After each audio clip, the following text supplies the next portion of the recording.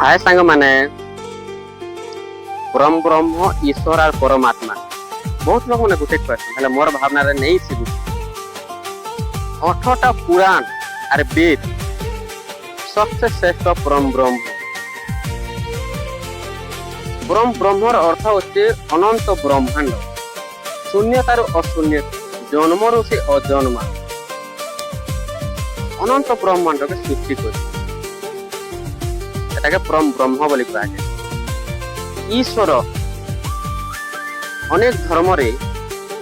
आकाश रो भविष्यवाणी खाली आवाज आसीथिला शुद्ध आवाज या पवित्र आवाज सेटा सत थिला सेहा के कहा गला ईश्वर ईश्वर रो अर्थ यहा ही स्वर लोहा लोहा के जुझले बेले छन करे आवाज से मितान गोटे आवाज से दुईटा आवाज जुटले बेले गोटे वाक्य गठन